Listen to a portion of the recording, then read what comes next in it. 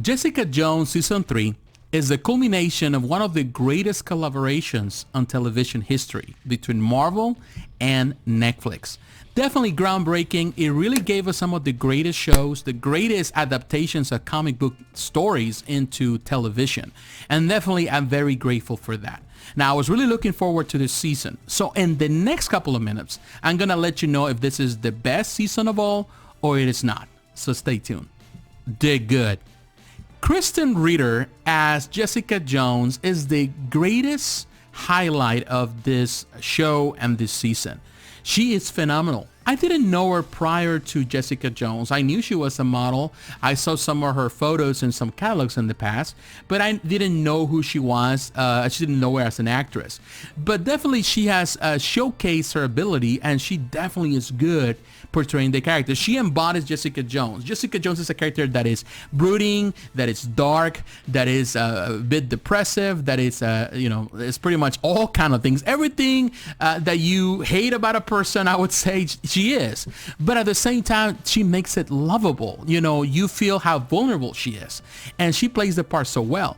Another great aspect of this show, what I love, is that we continue having the same cast as the beginning. So you have, besides Kristen Ritter, you have Rachel Taylor as Trish, the best friend, half sister of, kind of like a sister of Jessica Jones. But you also have Eka Darville, who plays Malcolm. You also have Carrie Ann Moss as Jerry Hoggart. Definitely, she's hated throughout everything, through every single show, every single season of Daredevil. Throughout, she's been part of this whole mini universe, and you love her and you hate her because she is definitely ruthless. But you also have Rebecca De Mornay. She's the mother of Trish, and they have a great cast, and I love it when they continue. You can see these characters being pretty much developed even further, and definitely that's a big part and a big highlight of this series. It is undeniable that New York City plays a big part in this series. Plays a big part, not only in Jessica Jones, it did with Daredevil, with Iron Fist, with Luke Cage, with the Defenders. It really played a big part. It's like it becomes a character in itself. You go through the city, and the cinematography is phenomenal for what it is. It's city cinematography. You can see pretty much the buildings, you can see the parks, you can see the pizza joints, you can see the landmarks, but also you can feel real. It feels real. Like sometimes you see other shows where sometimes New York City is presented in this glamorous way, but New Yorkers don't see it that way. You just see it as pretty much you are part of the bees. You're part of the asphalt bees. And definitely there's no really much to sometimes look at, although there's a lot of beautiful things, but not necessarily you see it every day because you have this life. You pretty much in a rat race constantly. So it really portrays New York City at its best. Every borough, it really portrays the city and the life of the city, and New York is pretty much in their natural habitat. The bad. Now it's time to talk about the bad. As much as I like Kristen Ritter and as much as I like the cast and New York City and the cinematography, I would say that this was a very slow season, very slow burn. It definitely is. It really drags for many episodes, and you feel it. You really feel it. I don't understand why they decide to continue with the 13 episode format instead of the 10 episode format they apply with other shows. Because I would say that I would have give this the time will be better. You feel that it starts very, very slow and then never really picks up, and it picks up a little bit by the end, but never to the full extent that you feel that it was worth it. There's a lot of information, there's a lot of backstory. It's trying to kind of showcase some of these characters and their love life and their situations and their interactions with other people, and necessarily I felt that was really engaging, or it was enriching the story, the main plot, and I felt that was just a missed opportunity. Another disappointment of this season is the lack of a strong villain. There is a villain, but this villain to me is definitely meaningless. He has no powers. He's not comparable to the Purple Man, who I consider the best villain besides Kingpin. Was one of the greatest villains in this entire collection of shows. The Purple Man was scary. But not only that, he was relatable in many ways because, yeah, he was a crazy psycho. But when you go back, they gave us some of his background, some of his upbringing into the show, and you felt, kind of feel compelled to kind of feel the way he feels because, he grew up in a really messed up situation. But, he's a bad guy through and through. But this guy is messed up. He's a psychopath, but not necessarily gives you a lot of background. The show tries to give you some background of the first killing and all of that he did, but it doesn't go in depth. So it's definitely, I feel that he is too smart, or they try to present too smart, and he's taking advantage of people. And sometimes you realize that people are stupid or plain blind or deaf because they're not seeing the signs. And you say, well, I think New Yorkers are smarter than that. And I feel that it's just this guy just taking advantage of the situation. And I felt that it was poorly written to the point that even, characters are behaving in ways or reacting to his actions in ways that are definitely a bit naive and, perplexing. They're doing things that are kind of stupid as well. And that brings me to this point. I think the biggest flaw of this story of this season is the story itself. Is the writing, is the pretty much the lack of a compelling story.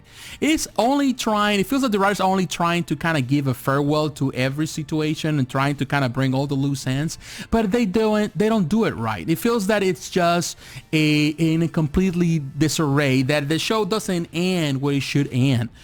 You want to give the stories, like in many other stories, you want the stories to come to an end where I would say people live happily ever after, and everybody wants a win. You want, when you watch the shows, you want for people to have a win. You've seen through Jessica Jones on the first season, you saw that she was dealing with the loss of herself, trying to find herself again, and then on season 2, she's dealing with the loss of her mother and trying to recover her mother, and she never does. Now, in this season, you're waiting and you're hoping for Jessica to finally have a win, her personal life and her love life and everything in her life, to really find the goal or the purpose, not to become like this chippery person, but to be in a new direction. But the show never gives you that. All you see is things getting sadder and sadder and sadder, and her life going down and down even more. And ultimately, it never gives you a compelling finale. And that's disappointing. Not just that, some of the characters here act in totally different than they acted before. So they're completely out of character as we knew them before. And that's disappointing. You want to watch this show and you want to see at the end Jessica Jones at least succeeding, or at least finding herself in a place where she's better than she was before.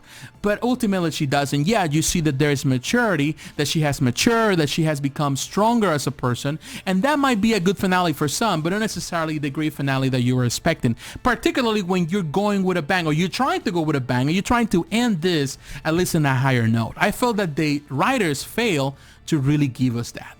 In conclusion, I can tell you one thing. I was hoping for more and I was disappointed. I like Jessica Jones. I like the actors. I like the actresses. I like the cast. I like the cinematography.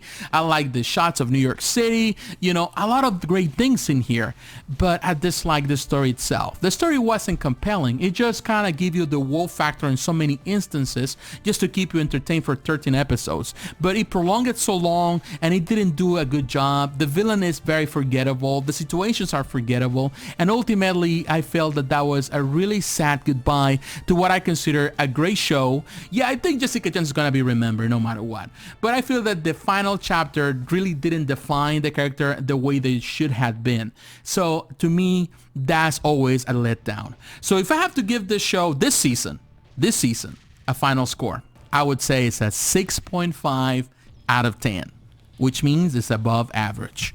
Yeah, it is above average. I wouldn't say that it's considered good because it failed. The story failed to really be an engaging story that really actually culminate the life of Jessica Jones in this universe. And I would say on a higher note, in a better way, on a better light. It was a depressive story. It was a sad story through and through. It got sadder and sadder as it went along.